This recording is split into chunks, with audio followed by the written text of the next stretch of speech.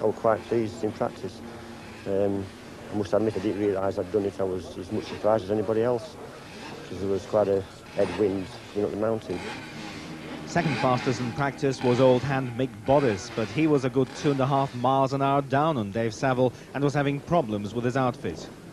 We've had a bit of trouble in practice. I hope we've got it sorted out now. So what sort of time will you be looking for? I hope over 100. Just see how it goes. Leading the race off, it was Kenny Howes and Steve Pointer. They were second in this event last year on a 700 Yamaha. Next away, Boddice and Wells. Boddice took the second race last year and was second fastest for practice in 1990. But this was the pair to watch, Dave Saville and Nick Roach, fastest in practice with a 100-mile-an-hour lap. And as Saville said before the race, he was out to do it for real when it really mattered. And he looked determined to succeed as the green machine hurtled down towards Bray Hill. At Union Mills, Howes and Pointer are first on the road, with Steve Pointer hanging far out to the left. Next through come Boddice and Wells on the 600 Honda.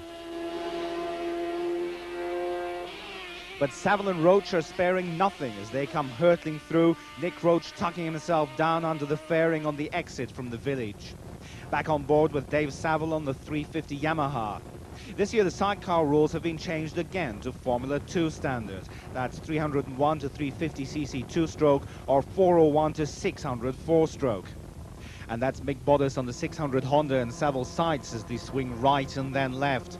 And just look at the ease with which Saville's machine pulls past last year's winner of the B race. So Saville powers on, and there's just one more ahead before he's out on his own.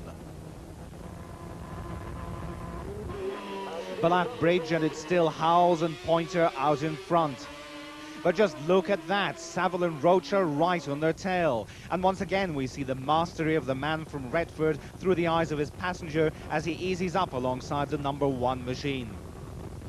But he doesn't have it all his own way. Kenny Howes finds another few horsepower and manages to pull back in front. Into Quarry Bends with the passengers hanging out far to the left, and then it's back down as low as they can to reduce the wind resistance. But Dave Saville hasn't given up. On the approach to Sulby, he makes his move and takes the lead on the road.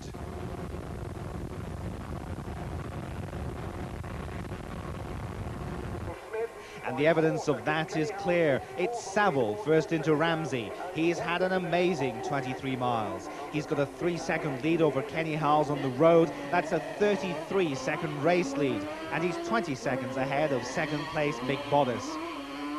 And as the crowds watch #3 Boddice fighting to hang on, it's already becoming clear that this is a one-horse race. The sidecars have an interesting history here on the Isle of Man. Although they first raced in the 1920s, it was only in 1960 that they were reintroduced on the mountain course. That's #6, Neil Smith and Stephen Mace. They're lying in 3rd place. Back on board now with Saville and Roach, and this is history in the making. The approach to Governor's Bridge and the sharp hairpin onto the old road, and then the end of the first lap is nearly in sight. And what a lap it's been. Saville held the lap record for this class of sidecar at 99.23 miles an hour. But that record is about to be shattered from a standing start. As Saville accelerates up through the gears towards the grandstand, even he must know that it's a new lap record. The king of Formula 2 has done it again. He set the lap record in every race except one since 1984, and this is the magic one he's been yearning for. 100.25 miles an hour. But there's no time for celebrations yet. There's still 75 miles of the toughest road racing in the world before the checkered flag. At the end of lap 1, Saville leads Boddice by a massive 29 seconds. Neil Smith trails in 3rd place, a further 13.2 seconds down, and he leads Kenny Howes by 8.2 seconds. And just look at this man go. This is the part of the circuit that passenger Nick Roach says is the most difficult, but seeing this, you wouldn't know it. Down now to Quarter Bridge, and they are going like a rocket. The combination slips sideways on the perfect road conditions, and then it's off down Peel Road on another lap. Saville takes a perfect line through the left and right-hand bends over the bridge, and then he's off heading for Union Mills.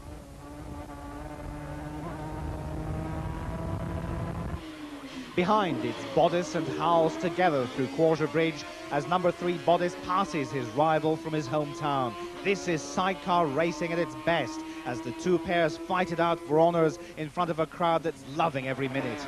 Third place Smith and Mace follow on, fighting to stay in contention, with Mace taking time for a quick glance back to make sure he hasn't left anyone behind. Back on board now with Saville, and this is the approach to Union Mills. He's fast into the right-hander before bending left and accelerating hard out of the village. This man has got the most astonishing record in this sport. He's won his class 7 times since 1985. But his change of passenger this year has done him no harm at all. Just sit for a moment and watch this man go. Meanwhile, behind them, the positions on the road have changed again, with Kenny Howells having got past Mick Bodice. Mick Bodice is no slouch at this sport either. He's a 7 times TT winner, having first ridden this course on a BSA in 1966. His fastest lap in a sidecar is a scorching 108.31 miles an hour. Into Ramsey for the second time, and Saville is increasing his lead. There seems to be no stopping him now as he breaks for the tight right-hander in Parliament Square. At Brandywell, it would be hard to imagine Nick Roach making himself any smaller as the pair hurtle by on the way down off the mountain. This is Bodice and Wells. Their tussle with Kenny Howells and Steve Pointer seems to be over. They pulled well clear now and are nearly half a minute ahead on the road. Here comes Howells now. He's still in 4th place and dropping back on time. At Cronkney-Mona, the mean green machine hurtles into view, and it's obvious it's been another scorcher of a lap. Dave Saville has broken the lap record again, this time pushing the average to 100.61 miles an hour. It's down Bray Hill for the final time, and nothing short of disaster can stop Saville now. His lead over second place crew Bodice and Wells has risen to over a minute, and there's nothing at all that they can do about that. Howells and Pointer are noticeably slower in 4th place. They lapped at 96.65 miles an hour. It's this pair, Neil Smith and Stephen Mace, who are 3rd, just under 19 seconds down on Bodice and Wells. Back with the onboard camera with David Saville and Nick Roach, and this, for the first time, is the view that the passenger never gets of a trip around the TT course. Nick Roach is tucked up behind the fairing, allowing Dave Saville to get every ounce of energy out of the 350 Yamaha engine. Just watch for a minute in the run-up to Ballacrane and see for yourself how a champion drives the course.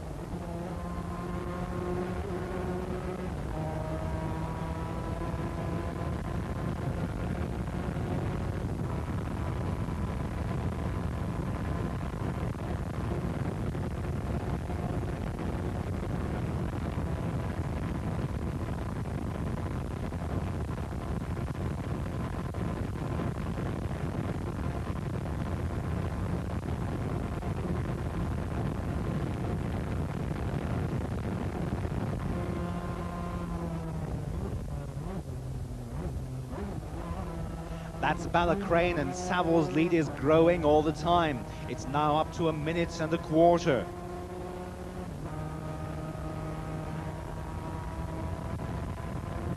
But by Brandywell, he's added yet another 10 seconds, and there really isn't anyone that can come near him.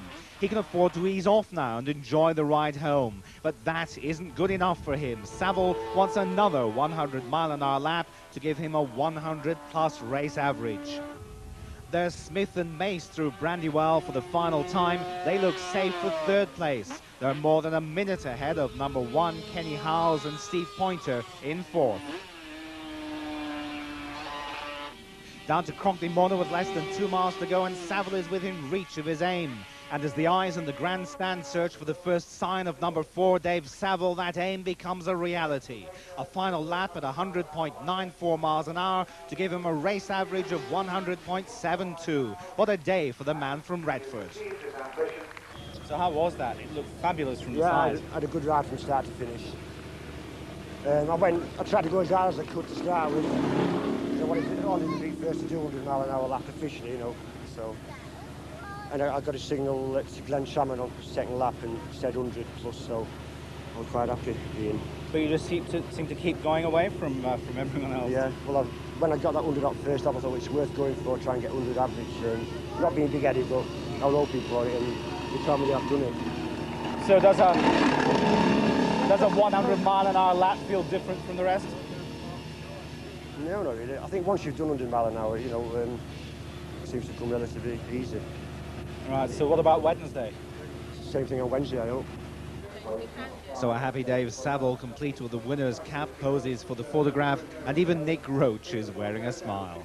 Yeah, it was a lot easier than I thought it would be. The hardest part obviously was learning to relax, and I did that in practice. The way it got on, the more and more I relaxed, and the more I wanted to get back. And Dave was trying on the first lap to try and catch Mick Bodice, and so after we passed him it was a bit easy, and then nobody in front of us once we passed Kenny Howells as well. So. There must be frightening moments for a passenger out of the TT course. No, it doesn't frighten me at all, no. If it frightens you, you shouldn't do it, because there's more in your life at stake. And up on the winner's rostrum, Dave Saville and Nick Roach prepare for the traditional champagne spraying ceremony. The result then of the Sidecar A race. First, Dave Saville and Nick Roach on the 350 Yamaha, setting a new race average of 100.72 miles an hour. Second, Mick Bodice and Dave Wells on a 600 Honda. And third, Neil Smith and Steve Mace on another 350 Yamaha.